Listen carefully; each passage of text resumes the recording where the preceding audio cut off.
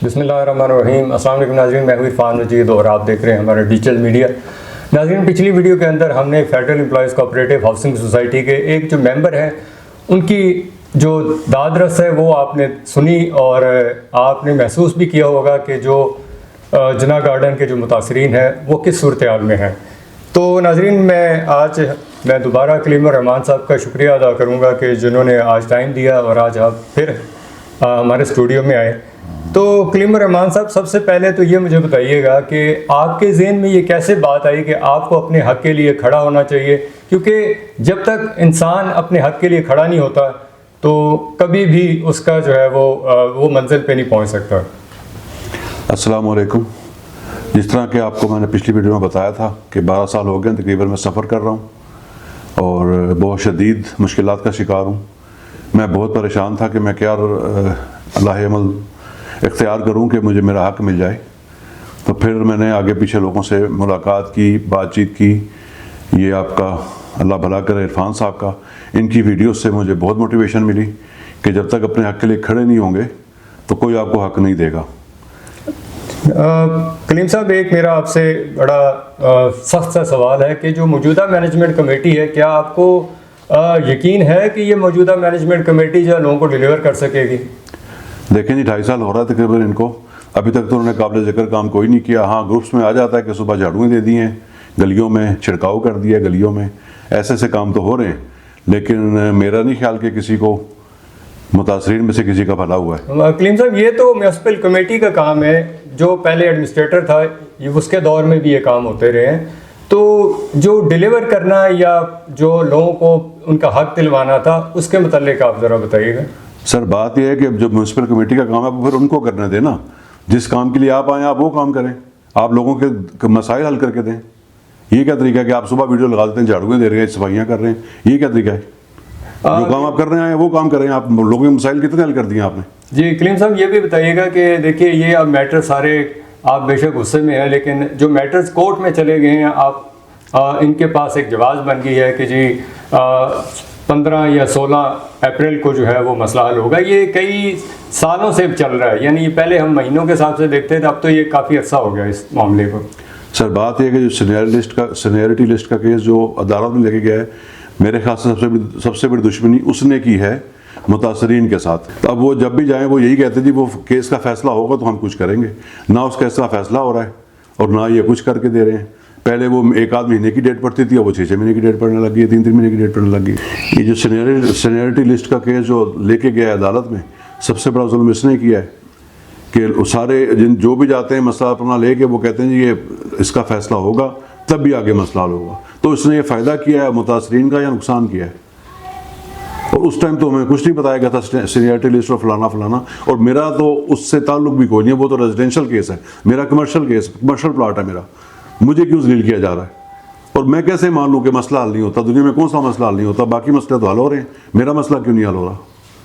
जो लोग वहाँ पे आते थे FX में या 70 पे, अब वो 1-1 करोड़ की गाड़ी में आते हैं, उनके मसले हल हो रहे हैं, मसले हमारे नहीं हल हो रहे। क्यों नहीं हल हो रहे? हमने कौन सा गुनाह किया है? अब देखें, मैं असल में आपको थोड़ा सा अपनी तारुफ करवा दूँ कि मुजफ्फर चैम्बर में इनका 2nd फ्लोर पे ऑफिस था सोसाइटी का और मेरी ग्राउंड फ्लोर पे दुकान थी फोटो स्टेट की। तो मैंने बड़े लोग देखे हैं जो वहाँ पे आए हैं, पैदल आए हैं और बाद में फिरौन बन गए हैं। उसकी एक मिसाल मैं आपको दूँ तो शहबाज खान, जब वो मेरे पास आता था शुरू में तो बिल्कुल वो ऐसा था कि शायद वो किसी प्रॉपर्टी डीलर के साथ काम करता था। कुछ अर्से बाद वो मेरे पास आना शुरू हुआ तो उसके पास 150 रुपये फोटो स्टेट के देने के लिए खुले पैसे नहीं होते थे। उसके बाद 5,000 से छोटा नोट ही कोई नहीं होता था, सारे नोट उसके पास 5-5 हज़ार के होते थे। तो अब वो कहाँ हैं? को बता सकता है वो कहाँ है? ये सब बदुआएं लगी है ना उसे, जिन लोगों का हक खाया उसने या जो उसकी वजह से सफ़र कर रहे हैं, ये उनकी बदुआएं हैं जो अब शक्ल दिखाने के काबिल नहीं है, छुपता फिर रहा है। उसके बाद अता मोहम्मद साहब, वो क्या था? वो तो इस तरह होता था जहाँ पता नहीं ये कोई बादशाह है यहाँ पे, वो सीधे मुँह बात नहीं करता था किसी से। अब वो ना जिंदों में या ना मुर्दों में है। अगर वो जिंदा भी है तो मरूमों में शामिल करें उसे, आपकी नज़र ही कहीं नहीं आता वो है कहाँ वो। फिर एक दफ़ा मैं आपको एक बड़ा किस्सा सुनाऊँ, बड़ा इबरतनाक। मैं बैठा था शॉप पे, एक बुजुर्ग आए बाबा जी मेरे पास, बहुत परेशान लग रहे थे।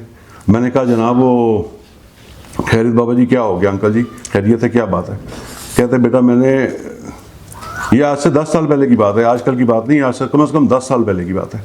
कहते मैं रिटायर हुआ, मेरे पास जो जीपी फंड मिला, मैंने उससे एक प्लॉट लिया कि चलें ये प्लॉट ले लेंगे तो अल्लाह पाक करेगा कि बच्चों का कुछ सिलसिला बन जाएगा, कोई आसानी हो जाएगी। कहते ना वो प्लॉट मिला मुझे और ना पैसे भी मेरे डूब गए। तो अब अल्लाह जानता है वो झोलियाँ उठा उठा के बदुआएँ दे रहे थे एमसी को, तो वो बदुआएँ कहीं ना कहीं तो असर करती हैं ना, फिर ऐसा तो नहीं बच सकते आप बदुआओं से। कलीम साहब, ये जो मौजूदा मैनेजमेंट कमेटी के ऊपर भी आज जो फिरौन बन के बैठे हैं, इनके बारे में आपका क्या राय है? सर जी ये भी ऐसे ही है, वहाँ जाएं। अब उस दिन मैं गया हूँ, आपको बताऊँ, मैं कोई एक रमज़ान से गालिबन पहले की बात है कि मैं गया हूँ इनके ऑफिस में शाम को। तो अक्सर ये लोग जो हैं एमसी के जो मेंबर्स हैं वो शाम ही को मिलते हैं। मैं वहाँ गया हूँ, पहले तो वो दरवाज़ा नहीं खोल रहा था गार्ड। खैर मैं किसी ना किसी तरह अंदर दाखिल हुआ।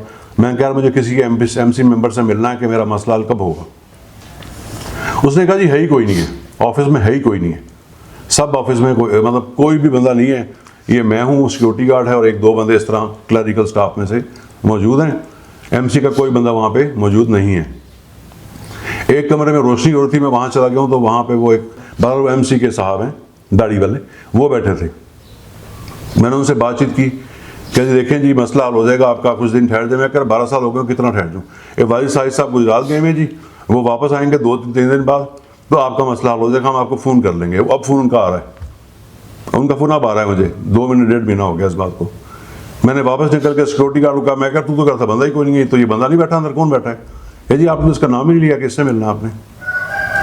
ये ऐसे लोग हैं, ये जानबूझ के ख्वार करते हैं, अंदर बैठे होते हैं, उनको पता ही आके बातें सुनाएगा तो वो कहते हैं बारों बार फारग करोगे। फिर वाजिद साहब का भाई फोत हुआ नसीर, मैं उसके जनाजे पे गया, बड़ी इबरतनाक मौत थी, बेचारे को करंट लग गया और वो करंट से फोत हो गया, जवान आदमी था। तो मुझे हुआ एहसास, मैं कहा ये शायद अब ज़ाहिर है घर में जब मौत आती है तो बंदे को थोड़ी सी इबरत हासिल होती है। जैसे कुछ लोगों को ज़्यादा इबरत होती है, कुछ को कम होती है और कुछ को नहीं भी होती। कुछ अर्से बाद उसकी वालदा फोत हो गई वाजिद साहब की। मैं फिर जनाजे पे गया, जनाजे में शिरकत की। मैंने फिर एहसास किया, मुझे ख्याल आया कि शायद इसको अब एहसास हो जाए कि ये गरीबों के मसले हल कर दे, कि ज़िंदगी मौत का पता नहीं है।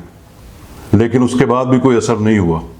ये तो ऐसा वाजिद साहब तो ऐसी कोई मिट्टी का बना हुआ बंदा है, मेरी समझ से बाहर है ये बंदा। जब जाए ये ऐसी मीठी गोली देता है आपको कि आप सोच नहीं सकते ये चक्कर क्या हो गया।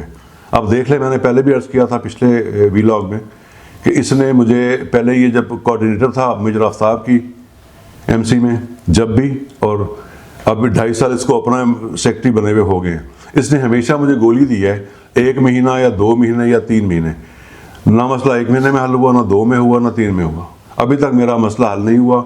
और लास्ट टाइम तो उसने हद ही कर दी है जब मुझे क्लियरली कह दिया है कि आप केस कर दें जिस सोसाइटी पे।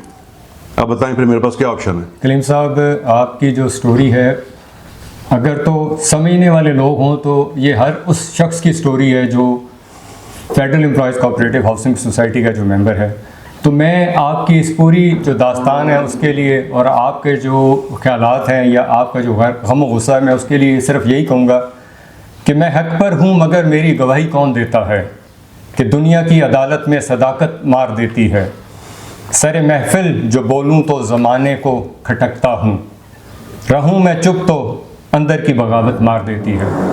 तो आज कलीम साहब, अगर आपने बगावत का जो अलम उठा लिया है, तो मैं उन तमाम देखने वाले मेंबरान जो हैं, जो बार बार मुझसे भी सवाल करते हैं कि क्या हम ये केस करें या ना करें, लेकिन मुझे यकीन है कि आप अब बगावत के इस अलम को उठाने के बाद कामयाबी आपकी तरफ आएगी। और ये सारी जो चीज़ें हैं, जो आपके दर्द हैं, जो तकलीफ़ हैं, वो मेंबरान तक पहुंचना बहुत ज़रूरी था। तो मैं उन मेंबरान से भी ये रिक्वेस्ट करूंगा कि आप सामने आएँ और अपने हक़ के लिए खड़े हो जाएं। ये लोग, क्योंकि जिस तरह इन्होंने टाइम अपना गुजार दिया, अभी भी इस ख्याल में है कि इनको वो जो टाइम केस कोर्ट कचहरी में 6 महीने गुजरा था वो भी इनको मिल जाए।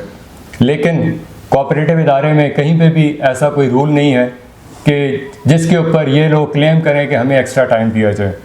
ये अल्लाह अल्लाह करके किसी तरह अपना टाइम पूरा करें, क्योंकि अब ये लोग चाहते हैं कि इनको 48 लग जाए और इनके पास एक जवाब बन जाए कि हमें काम नहीं करने दिया गया।